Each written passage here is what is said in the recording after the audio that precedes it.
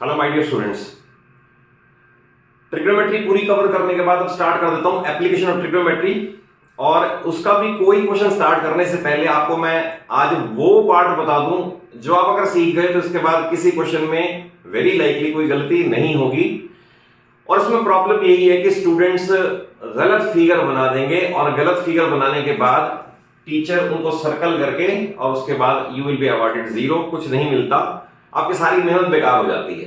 तो इसमें हर वर्ड का मीनिंग है, उसको कहां अप्लाई करना है, उसका कॉरस्पॉन्डिंग फिगर क्या होगी, और आपको सिर्फ उसके बाद फिर कैलकुलेशन को प्रॉब्लम नहीं आती। हार्डली 2 इक्वेशन बननी है, उनको सिंप्लीफाई करना होता है। तो this video is emphasizing upon the basic part, the basic need of the chapter, जहां आपको समझना बहुत जरूरी है कि आप यहां गलती ना करें और यहां पर बिल्कुल परफेक्टली फिगर बनाएं और उसकी मार्किंग ठीक करें। तो देखिए, बिल्कुल इसमें स्टार्टिंग से अगर बता के चलूं आपको, तो इसमें 2 वर्ड पूरी एप्लीकेशन ऑफ ट्रिगो में फ्रीक्वेंटली यूज होंगे। अगर आप ये चैप्टर पहली बार देख रहे हो तो भी आपके लिए यूजफुल रहेगा, और आप अगर वेल वर्स्ड हो तो फिर भी आप डिफरेंस समझ लो कि एंगल की मार्किंग में कहां गलती हो जाती है। 2 वर्ड यूज होंगे, angle of elevation and angle of depression. तो पहली बात तो एंगल ऑफ एलिवेशन और एंगल ऑफ डिप्रेशन याद रखना, it is always with horizon. याद रखना, विद होराइजन, आई से इट इज होराइजन। अगर मैं कहूंगा एंगल ऑफ एलिवेशन तो इसी से ही ऊपर को उठना, यानी इसी से होराइजन से ऊपर को उठना, it is angle of elevation. और अगर सपोज मैं कहूंगा angle of depression, depression means यहीं से ही इसी होराइजन से मेजर करना, ये यहां पर दे गलती क्या करते हैं स्टूडेंट, यहां मार्किंग गलत कर देते हैं। मैं अभी आपको बताऊंगा। Elevation means looking upward, depression means looking downward, पहला। और angle is always with the horizon, ये याद रखना। दूसरा, इसके अंदर T ratios of 30 degree angles for 30 degree, 45 degree, 60 degree. In particular tangent, that is tangent 30 degree 1/√3, tangent 45 1, और tangent 60 √3। Maximum तो यही यूज होंगे, बट इवन देन क्योंकि आपने ट्रिग्नोमेट्री भी सीख ली है, एक और ध्यान देना, आप ये काम नहीं करो कि आप साइन 45 को पूछे आपसे तो आप साइन 45 की वैल्यू के लिए पहले टेबल बनाने बैठ जाओ। तो मैंने अपने चैनल पे एक वीडियो में आपको कुछ इंपॉर्टेंट वैल्यूज को याद करने का शॉर्ट मेथड दे रखा है, आप उसे वॉच कर लो और वो याद माइंड में सेट कर लो। रीजन भी, अगर सपोज क्वेश्चंस के लिए आप पहले टेबल बनाने बैठ गए तो it will consume a lot of time, और time is so much precious कि अभी मैंने हाफ ईयरली में भी स्टूडेंट्स ने इंटरेक्ट किया। ऐसे स्टूडेंट्स भी हैं जो क्वेश्चन पेपर पूरा आता था, उसके बावजूद भी in spite of that 10, 15, 20 marks का छूट गया। रीजन बीइंग स्पीड कम है। तो आप ये समझे कि टाइम इज वेरी प्रेशियस। तो मैं आपको ये कह रहा हूं कि आप वैल्यूज जैसे मैंने सजेस्ट किया है, जैसे मैंने आपको डिवाइस करके दे रखा है, आप वैल्यूज से याद कर लो, इंस्टेड ऑफ इट कि आपको मान लो सपोज एक छोटा सा क्वेश्चन आया 1 या 2 marker, find the value of sin square 45 plus cos x square 30 plus sec 30, late us से। आप उसके लिए पहले टेबल बनाने बैठोगे तो टेबल बनाना टाइम कंज्यूम करेगा, अल्टीमेटली आपके आते हुए क्वेश्चन छूट जाएंगे। तो आप वो वैल्यूज याद कर लें। जैसे मैंने आपको बता दिया कि मेनली टेंजेंट की वैल्यूज यूज होंगी, इवन देन साइन और कॉस भी आने चाहिए, तो ये ज्यादातर वैल्यू यूज होती हैं। थर्ड पार्ट है इसके अंदर, मैंने जो आपको बता रहा हूं जो सबसे इंपॉर्टेंट है, जहां जिसके लिए वीडियो मैं बनाने की नीड फील करता हूं, वो है फिगर और एंगल मार्किंग।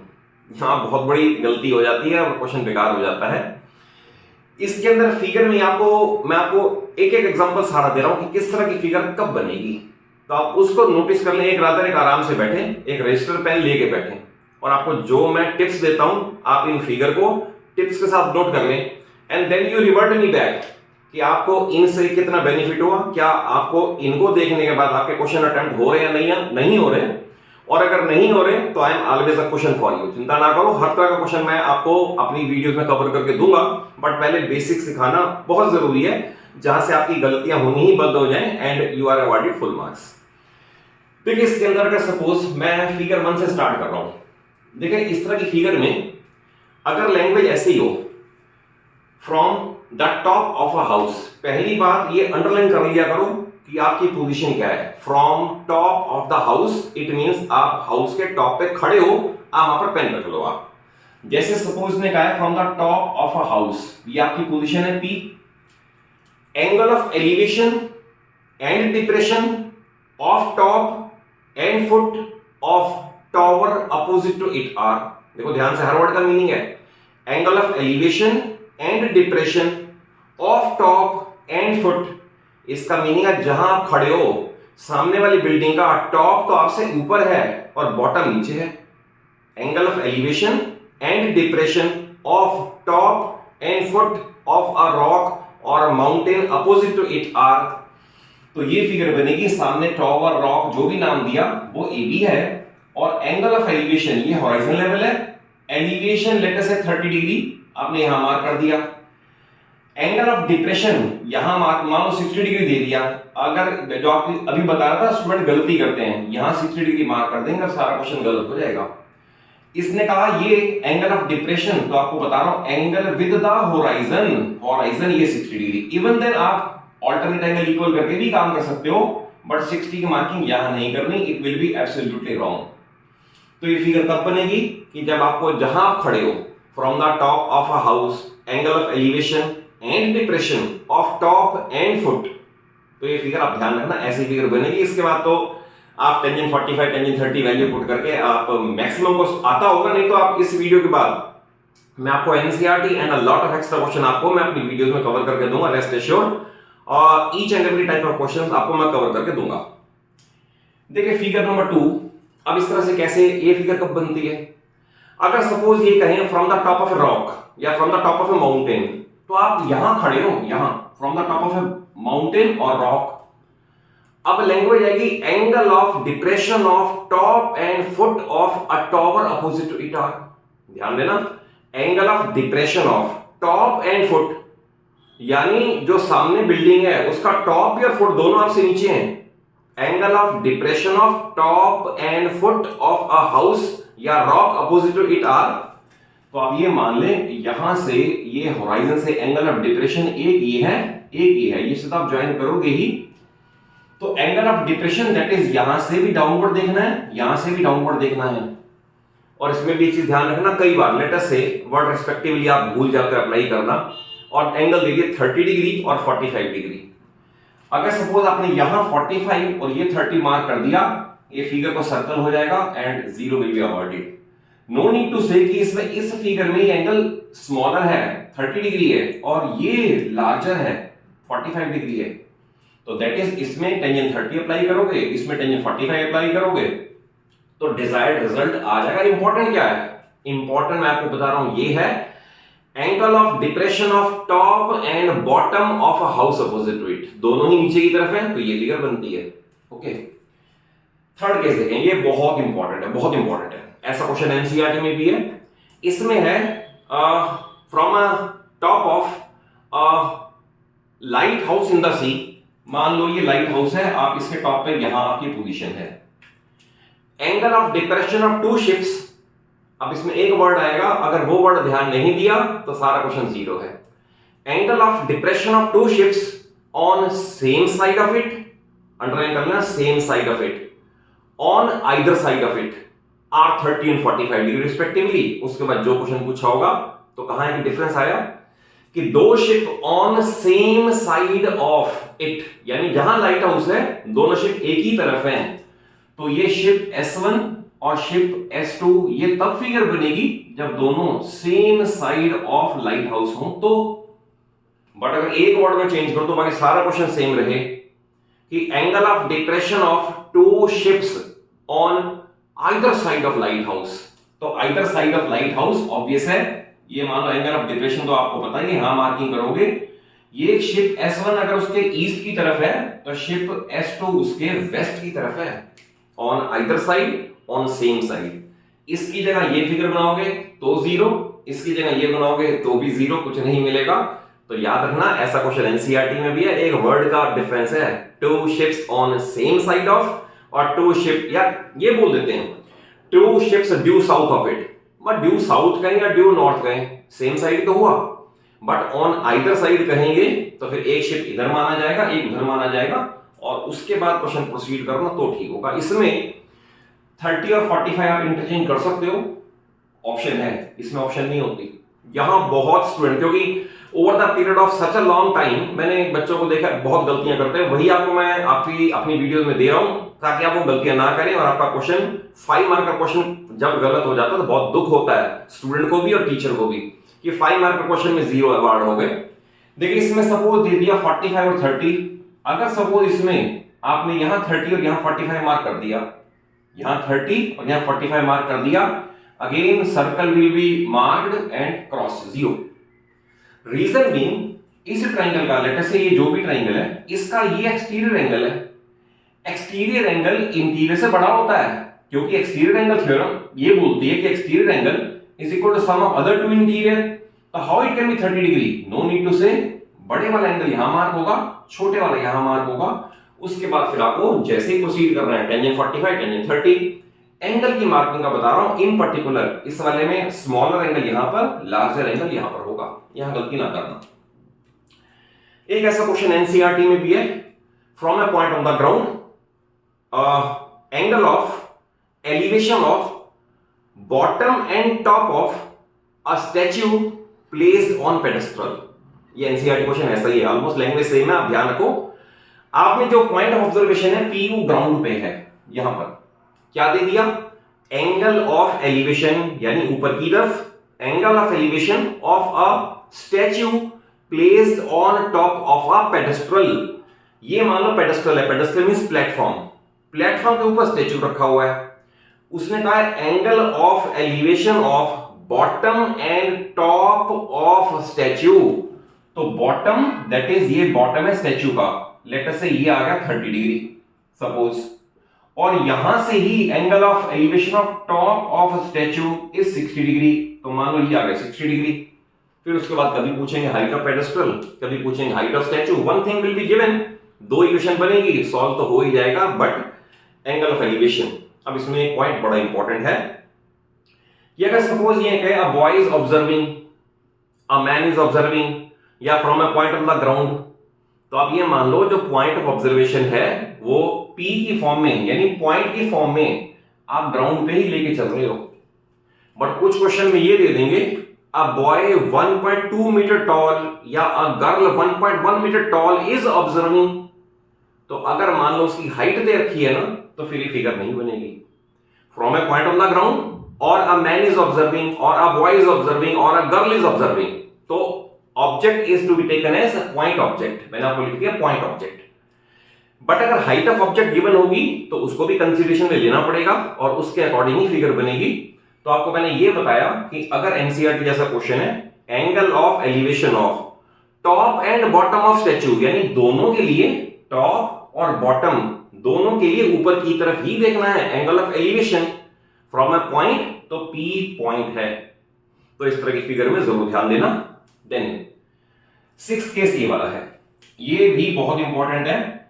ये अप्लाई कब होता है, ये अप्लाई तब होगा जब आपको ये दें कि suppose a man is observing a balloon at an elevation of 60 degree. Let us say ये पॉइंट ऑफ ऑब्जर्वेशन ये है, इसने एक बैलून बी को 60 डिग्री पे ऑब्जर्व किया, करेक्ट, और उसके बाद गिवन होगा the balloon is flying horizontally at the same height. इस तरह से बैलून जा रहा है constantly at the same height and after 15 seconds angle of elevation at same point is observe to be 45 degree या 30 degree. That is observation point यही है, balloon यहां बी से बी डैश पे आ गया। अब उसने उसी आदमी ने उसी पर्सन ने अब एंगल ये वाला लेटर से 30 डिग्री ऑब्जर्व किया। तो ऐसे वाले क्वेश्चन में ध्यान रखना, हमेशा एक फार्मूला भी लगेगा, क्योंकि कभी कभी तो हाइट पूछी होगी, कभी आपसे स्पीड पूछी होगी और कभी टाइम पूछा होगा। तो फार्मूला ये वाला distance is equal to speed into time, ये याद रखना, ये ऐसे क्वेश्चन में मैक्सिमम में लगेगा। तो फिगर ये बनेगी कि एक ही पॉइंट पे बैलून बी पे ऑब्जर्व हुआ, balloon is going horizontally at the same altitude.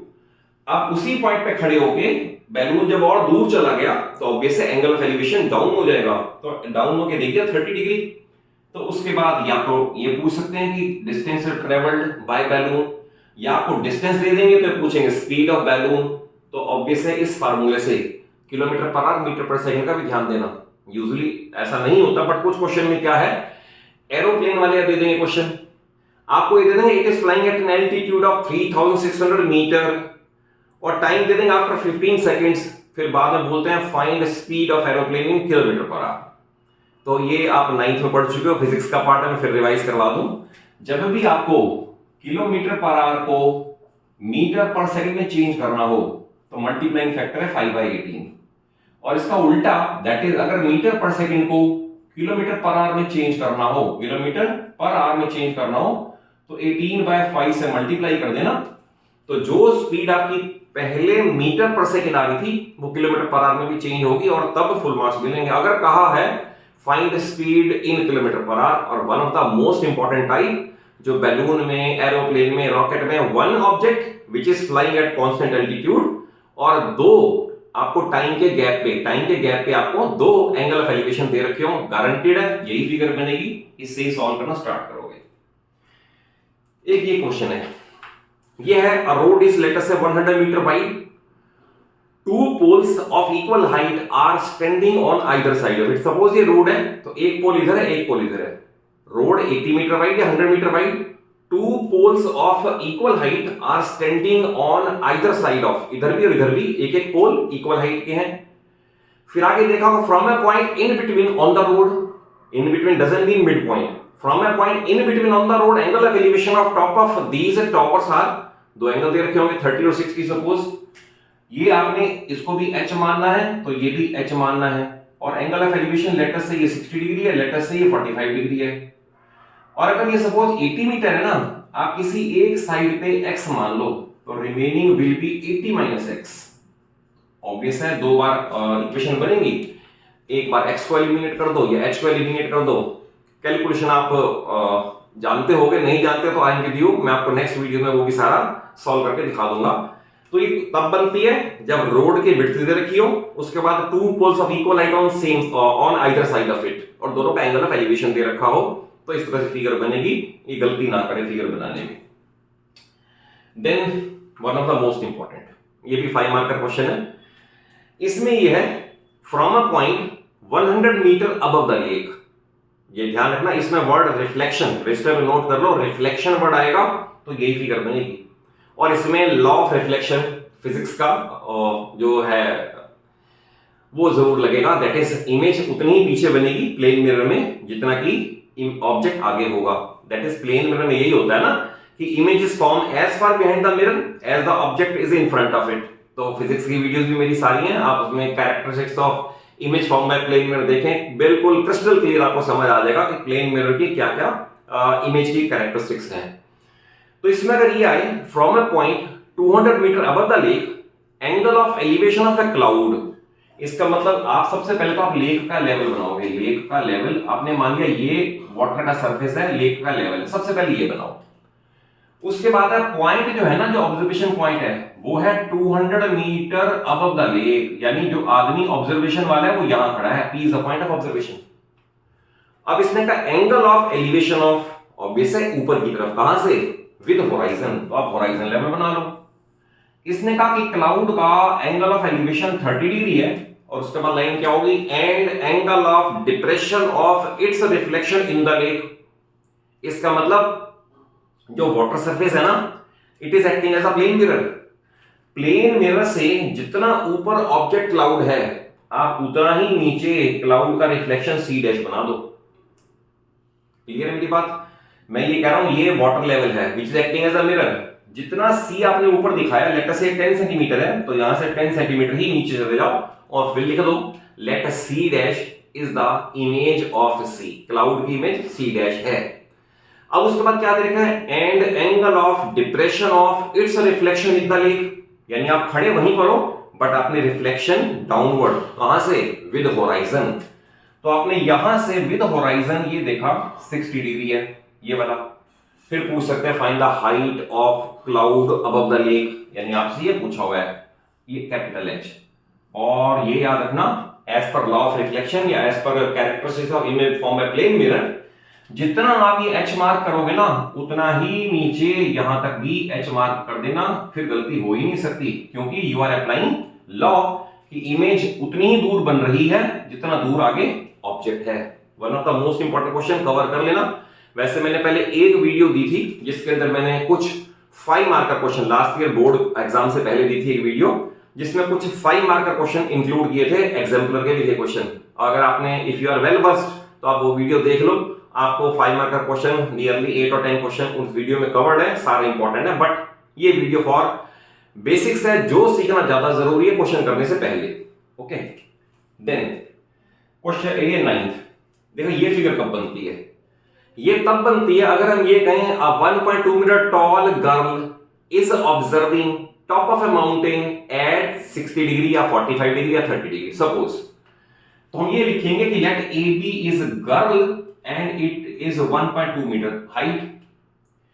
तो इसमें ये देखा, इसने गर्ल ने यहां से ये ऑब्जर्वेशन 60 डिग्री पे किया, दैट इज ये सामने इसके रॉक है या माउंटेन है। A girl 1.2 metre tall observes angle of elevation of horizon से ऊपर की तरफ, angle of elevation of top of a hill opposite to it at 60 degree. उसके बाद है when she walks some distance, when she walks some distance towards the rock then angle of elevation becomes, let us say, अब उसने कह दिया ये late us से छोटा रखते हैं, पहले 30 डिग्री रख लेते हैं, और लेट अस से उसने कहा कि एंगल बिकम्स 60 डिग्री सपोज।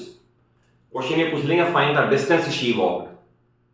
तब इसमें इंपॉर्टेंट क्या है, 1.2 मीटर टॉल गर्ल जो ए बी है वो ए बी ऐसे चलेगी। तो हम ये कहेंगे कि पहले पोजीशन में ए बी है, नेक्स्ट पोजीशन में ए डैश बी डैश है गर्ल सेम हाइट 1.2। अब उसने यहां से खड़े होकर ऑब्जर्व किया, पहले यहां से ऑब्जर्व किया था। Now she has walked some distance toward the building या टुवर्ड्स द रॉक, और यहां से एंगल ऑफ एलिवेशन 60 ऑब्जर्व हुआ। और अगर ये फिगर बनाओगे तो इसके अंदर ये जो टोटल फिगर है ना, इसमें 1.2 के सामने ये 1.2 लेस कर देना, सो दैट ट्रिग्नोमेट्री इसमें अप्लाई हो। ऐसे ये ध्यान रखना, ट्रिग्नोमेट्री राइट ट्रायंगल पे अप्लाई करनी है, पूरे में अप्लाई नहीं करनी। रीजनिंग पूरी height minus 1.2 is equal to ये रिजल्ट। इसके बाद आप टेंजेंट 60 लगाओगे, ये निकल आएगा। फिर इस ट्रायंगल में आओगे, टेंजेंट 30 निकालोगे, ये निकल आएगा। और ये डिस्टेंस शी वॉक्ड है, आपसे पूछा हुआ है how much distance she walked towards the rock या टुवर्ड्स द माउंटेन। बहुत इंपॉर्टेंट क्वेश्चन है, ये एनसीईआरटी में क्वेश्चन है, आप इसकी टाइप समझ लें। और इसमें 3 स्टेप बता रहा हूं, 100% है question, with in 3 line finish कर दोगे अगर आपने इसे कैप्चर कर लिया। अदरवाइज नेक्स्ट वीडियो में एनसीईआरटी प्लस एक्स्ट्रा क्वेश्चंस के कवर करा दूंगा, जो कि जरूर आने चाहिए आपको। ये क्वेश्चन ये है कि from the top of a late us से रॉक या माउंटेन या बिल्डिंग या टावर जो भी है, from the top of tower a car is observed to be approaching towards base of the tower, that is P point of observation यहां है। यहां से किसी ने ऑब्जर्व किया कि कार C टावर के बेस की तरफ आ रही है, ठीक है। और उसके बाद ये भी दे देंगे कि assuming that car is moving with a uniform speed, और ये दे देंगे कि आफ्टर 6 सेकंड्स, आफ्टर 2 मिनट्स या आफ्टर 30 सेकंड जो भी है, after 30 seconds angle of depression, obvious angle of depression में यहां से बनाना पड़ेगा पहले, angle of depression of car is observe to be 60 degree. Suppose पहले एंगल ऑफ डिप्रेशन ये था 30 डिग्री, तो आपने यहां 30 मार्क कर दिया था। बट 2 मिनट के बाद कार यहां पर आ गई, इसकी पोजीशन होगी सी डैश, और अब यहीं पे ही खड़े होके इसका एंगल ऑफ डिप्रेशन, ये angle of depression it is observe to be 60 degree. अब ये पूछेंगे कि इसके बाद कितनी देर में, यानी इसके बाद कितनी देर में कार टावर के बेस तक पहुंच जाएगी। 3 स्टेप बता रहा हूं, तीनों याद रखना, 100% हो जाएगा। आपको ये एंगल गिवन होंगे, ऑब्वियस है ट्रिग्नोमेट्री एक बार यहां अप्लाई होगी PQA में, एक बार PQC में अप्लाई होगी। इन दोनों से पहले स्टेप में H को एलिमिनेट कर दो, मैं लिख भी देता हूं, H एलिमिनेट कर दो, और नहीं तो अगली वीडियो में मैं कवर करके दूंगा आपको। H को एलिमिनेट कर दोगे, अब वेरिएबल बच गए X और Y, X एंड Y ये बच गए। ऑब्वियसली डिस्टेंसेस हैं, डिस्टेंस Y 2 मिनट्स में कवर्ड है, ये पूछेंगे डिस्टेंस X कितने में कवर्ड है, तो X और Y में रिलेशन आ जाएगा। आप जब इसे H को एलिमिनेट कर दोगे, ऐसा आ जाएगा X is equal to Y/2, ऐसा आ सकता है, या Y is equal to 1/3 of X, ऐसा आ सकता है। तो आफ्टर एलिमिनेटिंग H आपको रिलेशन एस्टेब्लिश करना है X और Y में, और यूनिटरी मेथड से कि distance Y is covered in this much minute, 1 is covered in less के लिए डिवाइड, और distance X is covered in this much, और question will be finished or terminated and you will be awarded full marks. तो ये video सिर्फ इसलिए है कि आप 5 मार्क का क्वेश्चन में कहीं भी गलती ना करें, और जो भी चीज आपको सिखा रहा हूं ये मेरे अपने एक्सपीरियंस है और अपने स्टूडेंट्स के कई फीडबैक देख के, कई कॉपीज चेक करके, कई क्वेश्चन पेपर देख के मैं आपको ये वीडियो बना के दे रहा हूं, सो दैट आपको परफेक्शन से आप अटेम्प्ट करें और कोई teacher, no any teacher should dare to deduct even half mark. 4.5 number भी नहीं, 5 है तो 5 या टीचर का मन करे तो इसे 5.5 दे दें, ऐसा तो कुछ मन कर जाए टीचर का, बट 4.5 का ना करे। तो आप वो तब कर सकते हो आप अगर अच्छी हैंडराइटिंग में, अगर अच्छी हैंडराइटिंग, मैं ये नहीं कह रहा वो प्राइमरी थिंग है, बट अच्छी हैंडराइटिंग हो तो अच्छा है। आप परफेक्टली प्रेजेंट कर दो क्वेश्चन को, आपको जिस तरह का बताता हूं, क्या लैंग्वेज प्रोनाउंस करनी है, क्या फिगर में ध्यान देना है, तो आपको भी कल को ऐसा ना लगे कि मेरे 5 मार्क्स में 0 हो गए only due to 1 silly mistake. तो ये क्वेश्चन सारे आपके सिली मिस्टेक को एलिमिनेट करती है ऑलमोस्ट, बट अभी this video is inclusive and not exhaustive. ऐसा नहीं है कि इसके अलावा क्वेश्चन आ नहीं सकते, बड़े ब्रॉड कॉन्सेप्ट में चैप्टर को प्रिपेयर करना पड़ता है, बट आई कैन श्योरली से कि आपको बहुत सारे, मोर देन 75% क्वेश्चन में आपने अगर ये मेरे पॉइंट ध्यान रखे तो आपके क्वेश्चन गलत दिशा में नहीं जा सकते and you will be awarded nearly full marks. तो अगर कॉन्सेप्चुअली समझ आया हो, वीडियो अच्छी लगे तो जरूर एक अच्छा सा लाइक दे दो, अपने सभी फ्रेंड्स को, सभी क्लासमेट को वीडियो जरूर शेयर कर लो, और चैनल सर्वोदय क्लासेस को इसलिए कह रहा हूं सब्सक्राइब कर लो क्योंकि आपकी पूरी फिजिक्स, केमिस्ट्री और मैथ क्लास 9th और 10th with basic concepts, with deep rooted concept मैं अपने चैनल पे देने की कोशिश कर रहा हूं। Thank you for watching the video.